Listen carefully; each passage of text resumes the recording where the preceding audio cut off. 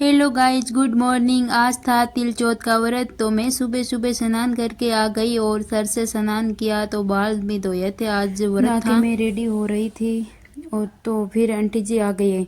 बोले कि मंदिर चलते हैं, वहीं जाके कहानी सुनेंगे। तो जल्दबाजी में मेरे बाल भी नहीं सूखे तो मैंने मशीन बाल धोए हुए होते हैं और जल्दी होती है तो वो सूखते ही नहीं है, तो मैंने मशीन की हेल्प से सुखाए। उसके बाद जो मेरे पास में रेड कलर का चूड़ा था, मेरी मम्मी ने भेजा था कि चौथ का व्रत करे तब पहन लेना, तो वो मैंने पहना था। ऐसा बोला जाता है कि संभव हो तो व्रत के दिन नया चूड़ा ही पहनना चाहिए। और फिर रेड कलर का होता है तो उस पर 4 चांद भी लग जाते हैं। ड्रेस भी रेड कलर की थी तो चूड़ा भी रेड कलर मिल गया। मेरे तो इतना शानदार कॉम्बिनेशन बैठ गया था दोनों का। और चूड़ा पहनते वक्त मेरी मम्मी ने एक के बताया था कि ऐसे पहना जाता है, जब सारी चूड़ियों को हम निकालते हैं तो चुनरी का जो पल्लू होता है ना, उसको हाथ पे रखना होता है। ऐसे पूरा हाथ खाली करके चूड़ा कभी नहीं पहनना चाहिए। सुहागिन स्त्रियों को ये बात ध्यान रखनी होती है। तो मैंने भी उसी हिसाब। उसके बाद मैंने गणेश जी को चढ़ाने के लिए तिलकुटा बनाया था। मेरे पास में जो सोर्सेज थे उसी से मैंने काम चला लिया। उसके बाद मैं रेडी हो रही थी मंदिर जाने के लिए। जल्दबाजी में तैयार होना तो क्या ही होता है, लेकिन नॉर्मली जैसे तैसे करके मैं जल्दबाजी में तैयार हो गई, क्योंकि आंटी जी 2-3 बार बुलाने के लिए आ गई कि लेट हो रहे हैं, हम चलते हैं कहानी सुनने के लिए मंदिर। तो फिर मैं जैसे तैसे करके रेडी हो गई थी और अब मंदिर के लिए रवाना हो रही। जो मंदिर में कहानी सुनने के लिए मेरे पास सामग्री थी उसको लेके मैं मंदिर चली गई। आंटी जी भी साथ में चले और फिर मंदिर में गए थे। कल सोमवार था तो शिव जी के मंदिर में गए थे। फिर हमने मंदिर में जाकर शिव जी के दर्शन किए थे और भगवान की पूजा की। फिर कहानी की तैयारियां कर ली और कहानी सुनी थी चौथ माता की। फिर हम तीनों ने सेल्फी ली और भगवान की पूजा करके कहानी शुरू कर दी।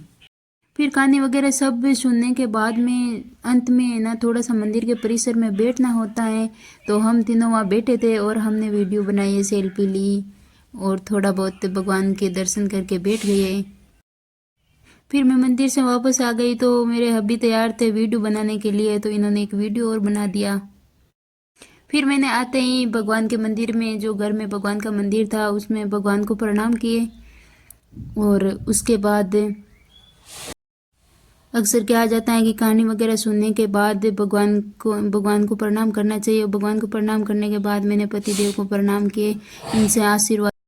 इन्होंने बोला कि प्रणाम तो रहने दिया करो और ऐसे ही गले लग लिया करो, वही सही रहता। फिर भी हमारा धर्म होता है कि पतिदेव के पैर छूना। उसके बाद मेरे पास में जो मूंगफली थी तो उसको मैंने गर्म किया और थोड़ी सी मूंगफली खा ली, व्रत किया हुआ था इसलिए। मूंगफली तो बहुत टेस्टी लगी थी। गरम गरम खाते हैं तब और भी टेस्टी लगती हैं। तो व्रत करते हैं तब मूंगफली तो खा ही सकते हैं हम, और गरम गरम खाते हैं तब बहुत स्वादिष्ट। उसके बाद पीएस जी ने बोला था कि मैं आपके लिए चाय बनाता हूँ, आज आप थक चुके होंगे, आज आपके व्रत है, तो इन्होंने मेरे लिए चाय बनाई। जब हमें चाय बनाकर पिलाते हैं तो हमें उसका स्वाद और भी बढ़ जाता है चाय का। उसके बाद मैंने ड्रेस चेंज करके थोड़ी सी वीडियो और सेल्फी ली। उसके बाद मैंने सोचा आज तिलकुटा की चौथ है तो मैं तिल के लड्डू बना लूं। लेकिन ये तिलकुटे वाला काम तो तमाम हो गया लड्डू बनाने, क्योंकि मैंने कभी पहले तिल के लड्डू नहीं बनाए। देखती तो हूँ लेकिन हमेशा जब मम्मी वगैरह बनाते हैं तो, लेकिन ध्यान से नहीं देखा। हम सोचते हैं कि तिल के लड्डू तो ऐसे ही बन जाएंगे, इसको क्या बार बार देखना है, इसमें इतना क्या ध्यान देना है। लेकिन ये भी जब नहीं आते हैं ना बनाने तो नहीं बन। ये बार बच्चों को पढ़ा रहे तो मैंने सोचा कि मैं इनको सरप्राइज दूंगी। रूम का गेट बंद करके मैंने तिल के लड्डू मैंने रूम का गेट बंद करके लड्डू बनाने शुरू किए। मौके पर ही आंटी जी आ गए ऊपर, तो इन्होंने बोला कि आज क्या बना रहे हो इतने जल्दी।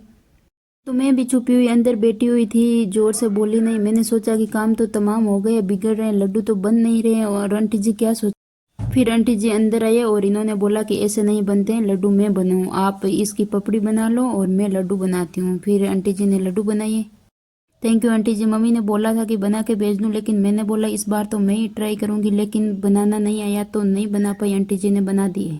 फिर शाम को चंद्रमा को अर्घ्य दिया और जैसे तैसे करके धूप खाया मैंने और व्रत तोड़ा। फिर मैंने खाना खाया और ये हुआ वो लोग पूरा